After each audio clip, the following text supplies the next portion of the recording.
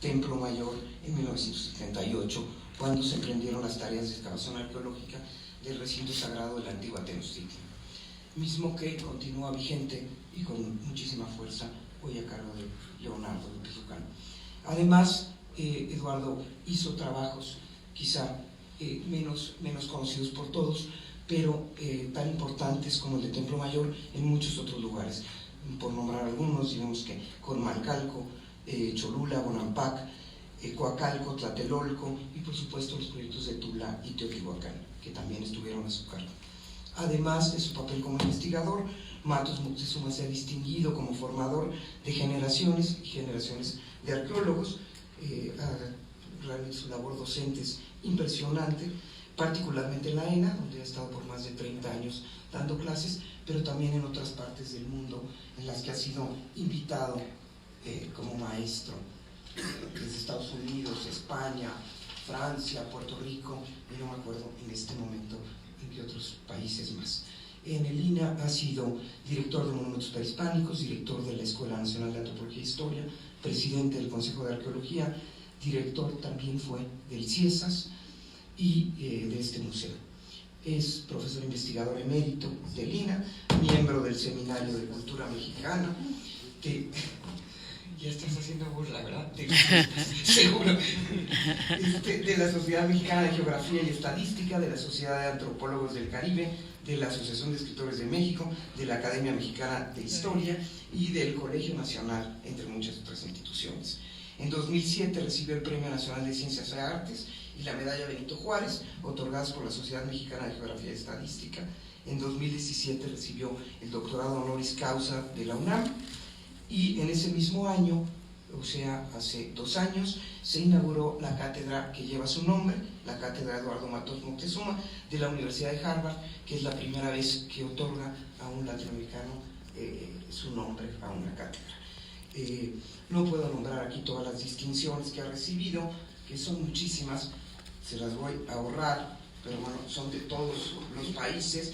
Me he hecho las 3 horas que nos quedan, y nombraré solo de sus numerosas publicaciones un par, por lo mismo, quizá las más famosas: Muerte al filo de la obsidiana, Vida y muerte en el Templo Mayor, el Templo Mayor de Tenochtitlan, Estudios Mexicas, que está publicado en 5 volúmenes, el Calendario Azteca y otros monumentos solares, que hizo en colaboración con Felipe Solís, quien también fue director de este museo, Tenochtitlan, Aztecas, La muerte entre los mexicas, entre muchos otros. Muchas gracias, hermano, por acompañarnos hoy. Gracias por tus palabras. Bueno, pues voy a comenzar primeramente con algo que siempre me ha llamado la atención. Cuando yo escribí mi historia de la arqueología del México antiguo y traté lo relativo a don Francisco Borja, pues muchos confundían que era de Paula y se aclaró que era Borja, y ahí viene la foto que tú pones en tu artículo, acerca de esta expedición científica. Pues quise también ver algunos antecedentes de otras expediciones con ese carácter científico, y me llamó la atención cómo en algún momento se apoyaban con tropas. Me refiero a Napoleón, quien el 15 de julio de 1799, sus tropas, estando en Egipto, ponen cerco a una ciudad llamada Rachid, traducida Rosetta. Y esta expedición científica que llevó Napoleón con sus miles y miles de soldados estaba formada por alrededor de 167 sabios, entre ellos 20 matemáticos. Y estos sabios fundan allá, pues en el Cairo, toda una sede, todo un centro de investigación de diferentes aspectos, del pasado arqueológico, lingüístico, en fin, una enorme gama de especialidades, y empiezan a reunir especímenes y demás. Pero resulta que las tropas inglesas empiezan a asediar al ejército de Napoleón y ponen cerco y capturan pues a parte del ejército francés. Parte huye hacia Alejandría, pero empiezan a decomisar los ingleses todos los especímenes que habían reunido los sabios franceses en la expedición científica, ¿no? Entre ellos estaba una pieza que particularmente nos interesa, la piedra Rosetta. Recuerden que es esta piedra, no muy grande, está actualmente en el Museo Británico, ¿verdad?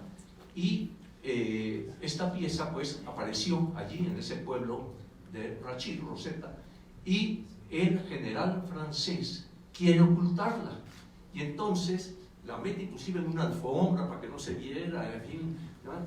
Pero el general inglés, que era más abusado, John L. Hutchinson, le dice no. Esa también viene junto con todos los especímenes que los sabios han recolectado. Pero es que eso es de la República Francesa. Dice, no, pues ahora ya es de la corona inglesa. Y entonces cargan con todo, se lo llevan y lo embarcan para mayor gloria o desastre en una goleta que se va hasta Inglaterra llamada Egyptian. Entonces se la llevan allá y demás. La piedra Rosetta finalmente sabemos la importancia que tuvo. Varios sabios empiezan a analizarla, a estudiarla, pero es Champollion finalmente el que va a descifrar el contenido para abrir paso a la egiptología, ahora ya con la interpretación de digamos, la lectura de los jeroglíficos egipcios. Esto lo traigo a colación precisamente como antecedente en aquellas épocas, como una invasión a otro país, ¿verdad? Una invasión armada, además iba acompañada de sabios, cosa que actualmente los gringos, todos los que invaden otros países, por lo general no llevan a los sabios. Aquí Napoleón por lo menos se movió a 167 de ellos, ¿no? Pero hubo otras expediciones, inclusive un poco antes, la de Malaspina, Alejandro Malaspina, que organiza Carlos III, ¿verdad? Y que es universal, ¿sí? Trata o recorre buena parte del mundo con varios sabios también analizando diferentes tópicos. Pero regresando a México, que es lo que nos interesa, tenemos otra nueva comisión científica. ¿Quién la funda? Pues yo pienso que a imitación de Napoleón la funda Maximiliano de Habsburgo. Y entonces esa nueva comisión se llamaba, Napoleón III, imitando a Napoleón, a su antecesor, a su pariente, va a inaugurar esta nueva Comisión Científica, Literaria y Artística de México, conocida más bien como la Comisión Científique du Mexique. Y esto ocurre el 27 de febrero de 1864, imitando así pues a Napoleón Bonaparte. Lo interesante de esto es que esa comisión precisamente se va a dedicar a tratar de analizar, estudiar toda una serie de aspectos, como el mismo título lo señala, pues desde literarios, arqueológicos, etcétera, etcétera, ¿no? Allí va a pertenecer uno de estos sabios, que es precisamente Charles Etienne Brasseur de Bourbourg. Este hombre va inclusive a tener a su cargo esta comisión científica instaurada por Napoleón III.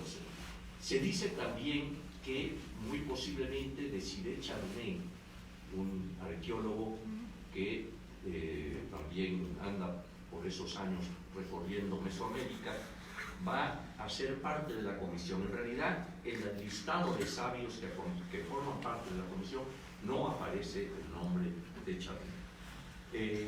Fotógrafo también aporta, es casi de los primeros que va a aportar la técnica fotográfica aplicada a la arqueología.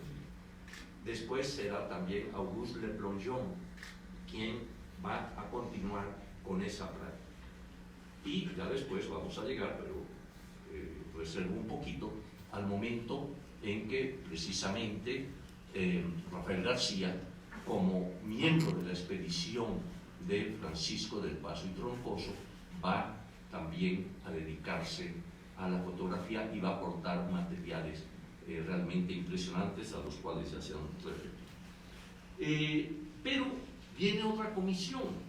Resulta que surge hacia 1865, en pleno mandato de Maximiliano de Habsburgo, va a surgir la famosa Comisión Científica de Pachuca. Como ven, todas eran científicas y pues sí, traían sabios entre sus componentes, ¿no? Esta Comisión Científica de Pachuca fue muy interesante porque era miembro de ella y muy destacado el ingeniero Ramón Almaraz. Ramón Almaraz es quien primeramente va a aplicar dentro de esta comisión, ¿verdad?, aparatos de precisión para hacer levantamientos en Teotihuacán, inclusive excava en Teotihuacán, ¿no? Entonces, pues, como ven, pues esta tradición de las comisiones va a terminar con, pienso que es la última de ellas, con la que va a formar don Francisco del Paso y Troncoso. Esta comisión va a estar presente, Comisión Científica de Zempoala, a partir prácticamente de 1890, un par de años subsecuentes, y como también ya se ha comentado, don Francisco escoge su tierra natal, Veracruz, para poder llevar a cabo allí esta investigación. La trascendencia que ya ha sido mencionada y que se menciona en el texto de Antonio Saborit, lleno de conocimiento este texto, que nos da una información muy rica de esos momentos, de lo que significaba, y desde luego la colaboración de Félix Báez y de Sergio Vázquez Zárate, ¿no?, quienes escriben el capítulo dedicado específicamente a la comisión. Es también muy rico en contenido, de cómo nos van hablando hasta de detalles en relación a la comisión y los trabajos que están desarrollando, ¿no?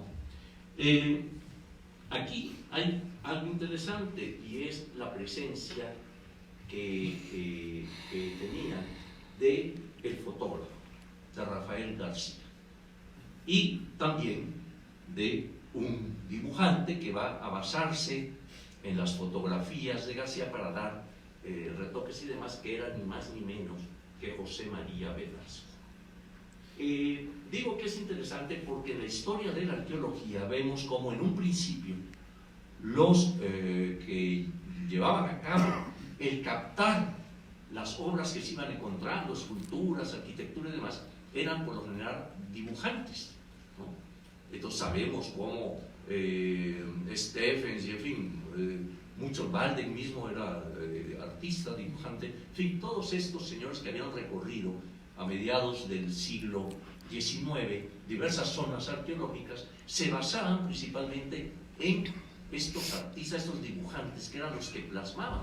Entonces ustedes van a notar como en muchas de las obras dibujadas, en ocasiones están muy apegadas, pero en ocasiones es un poco la creación que hace el artista y por lo tanto la pieza no se parece en nada a la original, ¿no? Entonces, pues, más tarde se va a incorporar Charnay, decía yo, Desiré Charnay es el primero que va a usar la fotografía aplicada a la arqueología, le va a seguir ya algunos otros, pero va a ser precisamente Le Plongeon, como yo lo había comentado, quien va inclusive a hacer un aporte muy interesante en la fotografía arqueológica. Él toma pares de fotos para poder ver el relieve.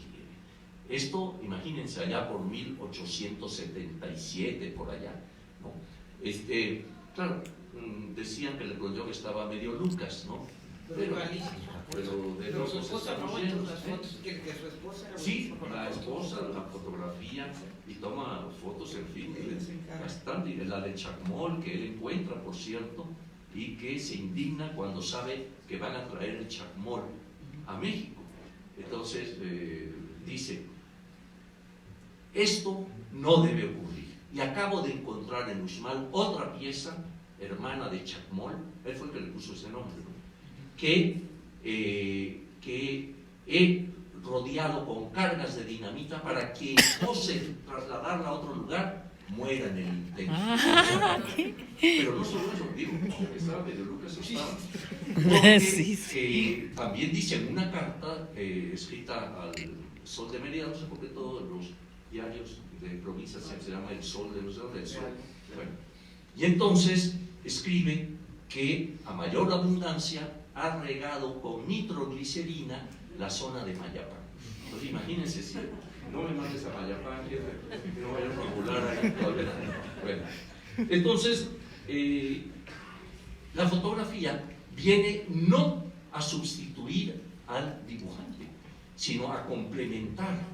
Entonces, esto vamos a verlo ya inclusive actualmente. El dibujante es fundamental y la fotografía es fundamental, ¿no? Es la arqueología.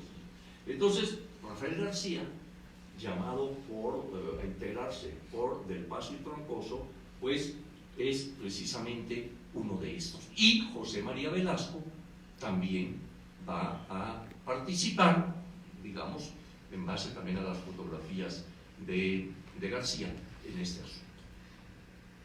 Esto se enmarca en algo muy importante, la Junta Colombina. Por aquel entonces, España había invitado a México y a muchos otros países para que montaran un gabinete, una cosa, y iba a haber una gran exposición en la calle de Recoletos. Recoletos en Madrid es la prolongación de la famosa Castellana, y el edificio en donde se va a montar es lo que hoy es la Biblioteca Nacional. O sea, ese es el edificio que se denomina el Palacio de Recoletos. Es en este lugar que atrás tiene el Museo Arqueológico de España Nacional, ¿no? Bueno, el hecho es que don Francisco, con una visión realmente impresionante, va, como también ya se ha mencionado,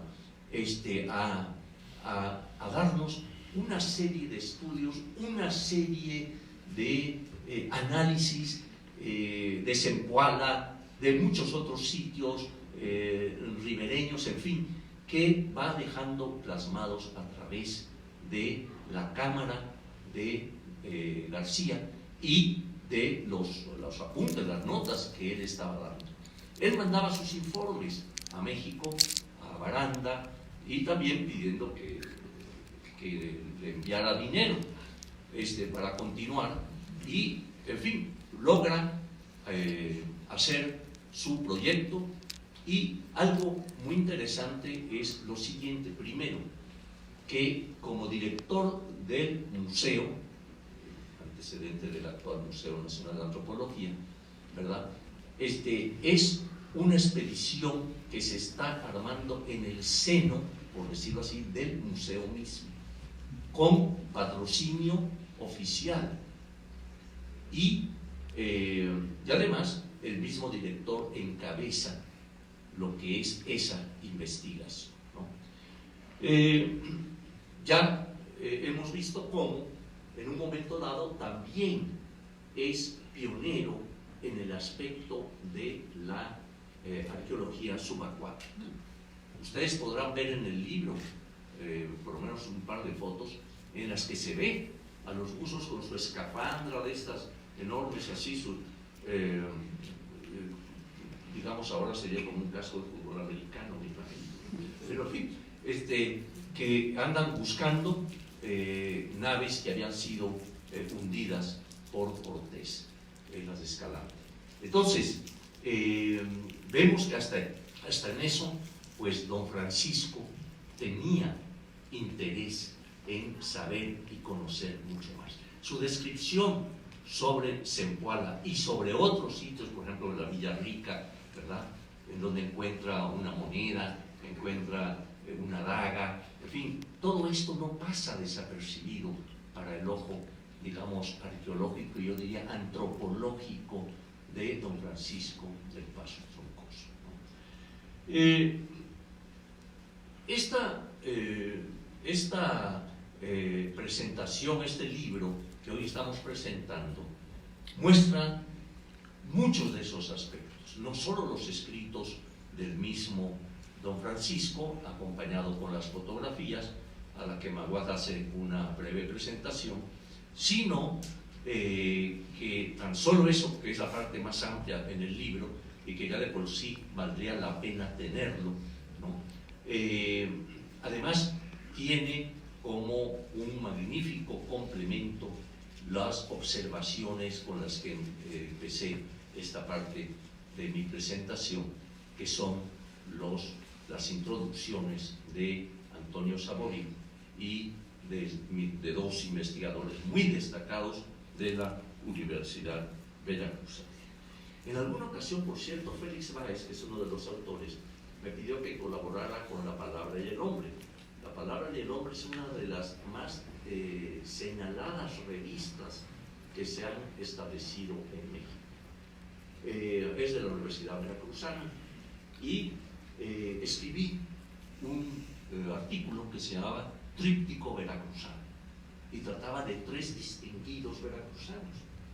Uno, Francisco Javier Clavijero; el otro, Francisco del Paso y Troncoso; y el último, don Gonzalo Aguirre Beltrán, que fue rector de la universidad, como ahora lo es nuestra querida Sara, ¿verdad?, y que dio un impulso enorme en aquel momento a la universidad. Creo, si no me equivoco, Sara, que es más, a él se debe la creación de La Palabra y el Hombre. Entonces, como ven, bueno, Veracruz ha estado presente, hoy está presente aquí en el Museo de Antropología con una espléndida exposición, pero esta investigación científica que lleva a cabo don Francisco realmente marca un precedente. Por otra razón, porque aquella de Napoleón venía apoyada en una invasión y en un ejército formidable. La que se forma acá, la Comisión Científica de México, que forma Napoleón III, y después la de Pachuca, que ya corresponde a Maximiliano, están apoyadas en una invasión apoyada por el ejército. En este caso es un hombre sencillo, además, que sabio de la época, que sabe que debe dedicarse y que se dedica de hecho a la ciencia. Y entonces no va apoyado por un ejército invasor, va así con un pequeño ejército de unos cuantos zapadores, que son los que se van a encargar, ¿verdad?, de hacer parte de las excavaciones y demás, ¿no? Allí lo observan muy bien Félix Báez y Vázquez Zárate cuando describen a estos personajes. Hay fotos de ellos, en fin, ¿no? Todo un momento de la arqueología en donde vemos el papel que está jugando la disciplina en un área específica, en varios sitios. Por eso coincido con Sara Ladrón en el sentido de que quizá el título debió haber sido La Comisión Científica de Zempoala, ¿no?, porque es el toque de donde se va a derivar todos los recorridos que él hace por Sotavento, por Nautla, etcétera, etcétera, ¿verdad?, como parte de la comisión misma. Entonces, pues, es un hito en realidad dentro de la historia de la arqueología la que presenta digamos, este libro que hoy tenemos al alcance de todos. No quiero alargarme mucho más, puesto que creo que Sara ha tocado los puntos centrales del contenido del libro mismo. Hay que señalar la importancia de que nuestro Instituto Nacional de Antropología, también con ese archivo maravilloso que tiene, esté sacando estos materiales y dándolos a conocer. Sencillamente con una cosa, porque ya son historia. Y desde esa perspectiva es un material histórico el que se está ofreciendo, que se está dando a conocer, y de una importancia fundamental, como es el caso de esta comisión científica. Para no extenderme más, simplemente comentar cómo es indispensable, es necesario tener un cuidado excesivo de los materiales fotográficos, dibujos, en fin, todo lo que conforma el trabajo arqueológico. Actualmente, claro, hay todo ese cuidado. Los arqueólogos actualmente tienen un concepto quizá también diferente a los de aquella época. Y termino solamente con algo interesante. Efectivamente, don Francisco fue muy criticado, pero yo creo que había algo de envidia también, porque resulta que siendo director del Museo Nacional, formando parte de la Junta Colombina que México envía a Madrid, etcétera, etcétera, se le designa que debe seguir con su sueldo de director del museo, pero allá con un subsidio especial para que recupere publicaciones y otras cosas, Saúl, etcétera, y las publique, las dé a conocer. Entonces, bueno, Antonio Saboril, que es el actual director, y yo, que fui director, pues nos gustaría que nuestro jefe nos mandara a traducir aquí. Sí, Eduardo Eli. Buscar algunas cosas inéditas. Ahí estuvo don Francisco, acudió a todos los congresos de americanistas de aquella época, don Francisco, ¿verdad? Y finalmente pues muere en el extranjero, muere en Florencia, y allí permanece mucho tiempo hasta que es traído nuevamente a su tierra natal, a Veracruz. Ahora ya descansa acá. Bueno, si es que descansa, porque también deben ser traídas y llevadas. Pero quizás sería importante, Sara, que el lugar en que fue depositado se le renovara, en fin, sí, porque realmente vale la pena, de uno de los grandes sabios veracruzanos, pero mexicano y universal. Entonces, se te encomienda, querida Sara, que a veces haces los huesos de don Francisco. Entonces, imagínense ustedes, si no va a dar envidia, que te manden a París, ¿verdad? Y a España, fue a varios países, a Italia, etcétera, a buscar documentos, ¿verdad? Y entonces la gente acá decía, no, es que tiene que estar aquí presente porque está devengando un sueldo, ¿no? Y don Francisco, pues yo creo que se pitorreaba a Marlene. Pero en fin, es un libro que debe estar en la biblioteca de todos nosotros, es un libro que debe leerse por el buen contenido que tiene histórico, de carácter histórico, además obviamente todo el aspecto gráfico, que es una joya. Entonces, pues hay que felicitar al Instituto de Antropología, al Instituto Veracruzano, a la Universidad Veracruzana, por este aporte real y que pone allí un punto importantísimo para la historia del arte.